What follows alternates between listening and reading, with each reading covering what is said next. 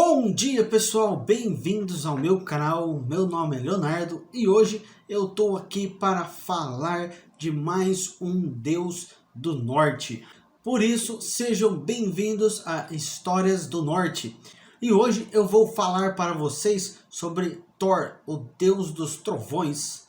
E apenas uma observação, esqueçam quase tudo que vocês acham que sabem sobre Thor, se o que vocês sabem é referente à Marvel, tá?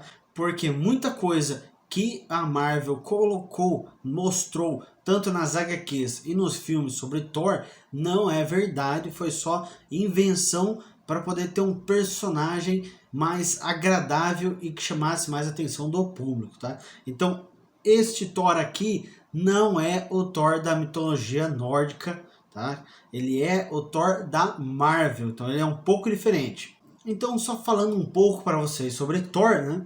Thor, de acordo com a cultura nórdica, ele é descrito como um deus celeste, regente do trovão e do relâmpago, e ele também é a personificação e o poder do guerreiro, pois ele luta sem parar contra os gigantes, protegendo Midgard e também Asgard. Thor é filho de Odin e Jord, a mãe terra. E do seu pai, ele herdou os poderes do ar, vento e tempestade.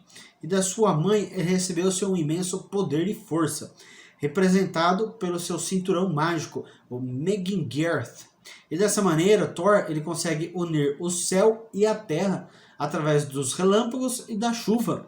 E na antiguidade, na cultura nórdica, ele era invocado pelos camponeses para trazer as tempestades benéficas que acordavam e fertilizavam a terra, afastando as tempestades de granizo que destruíam as colheitas. Devido à sua natureza simples, sensorial e instintiva, Thor ele não é um arquétipo sutil, nem possui facilidade para expressar ou enganar os outros com palavras. Ele não busca sabedoria, mas luta ou defende quem dele precisa para proteção ou justiça. Seu intelecto não é versátil ou criativo, mas baseado no bom senso e na praticidade. As soluções por ele dadas aos problemas são simples e diretas. Por essas características, em muitas histórias, Thor é descrito como um grandalhão, não muito inteligente e até mesmo bastante simplório e facilmente irritável. Mas ele é o defensor ideal dos deuses, pois obedece sempre às ordens sem questionar, tem força física semelhante à dos gigantes, que são seus eternos adversários, e que ele matava sem pensar muito. Então, Thor, como a gente pode ver, ele não é alguém que fica pensando muito e analisando muito a situação.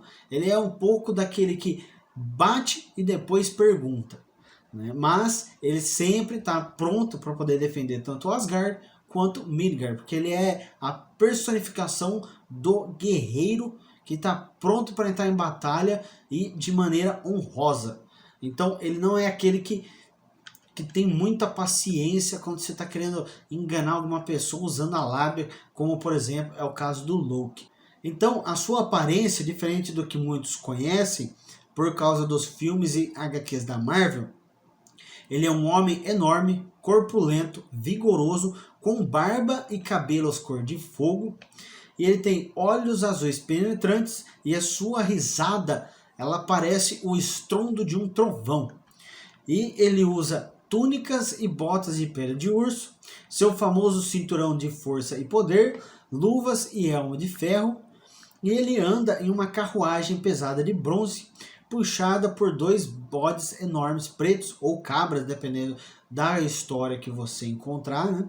E essas cabras ou bodes, um se chama, eu não sei se eu vou pronunciar isso correto, mas ele se chama Tangnioster, eu acho que é assim, que significa rangedor de dentes, mas ele também pode ser conhecido como Otis, e também tem o Tangrisner, que eu não sei também se estou pronunciando corretamente, que é um pouco estranho, mas ele significa rosnador, que também pode ser conhecido como Marvel, e de cujos cascos saem fagulhas de fogo. E o apetite do Thor, ele é muito famoso por causa da sua gula e voracidade, que é compatível com a grande vitalidade e força física que ele possui. E ele até se alimenta de seus bodes quando ele está em viagem, né? E ele pode sacrificá-los ao pôr do sol e ressuscitá-los na manhã seguinte, desde que ele guarde todos os ossos dos dois bodes e coloque dentro de bolsas feitas com a pele dos animais e depois abençoe elas com seu martelo. Os atributos de Thor, tanto protetores quanto destrutivos, eram simbolizados pelo seu martelo Mjolnir, ou esmagador. E o martelo ele protegia e agia contra as forças do mal, mas também atraía tempestades e raios, tanto que Thor precisava de luvas especiais para manipular o seu martelo. E o martelo ele era tão sagrado para os nórdicos que eles eram usados nas bênçãos, riscando seu traçado sobre si mesmos, sobre objetos e nos diversos espaços, consagrando-os em nome de Thor e afastando assim as energias prejudiciais. E o seu martelo era um objeto mágico, que em algumas histórias ele foi confeccionado por anões por causa do Loki, que eu posso contar para vocês numa próxima história, mas eu não vou contar agora para não ficar muito longo, né? E ele tinha uma característica muito legal, que o Thor ele podia arremessar esse martelo e o martelo voltava sozinho para a mão dele, assim como é mostrado nos filmes da Marvel.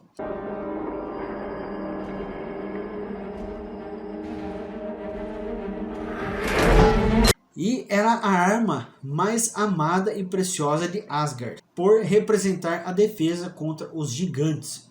E ele fazia parte do vestuário mágico de Thor, que incluía o seu cinturão Megingirth, que dobrava seu poder, e Jargreipnir, que eram suas luvas de ferro.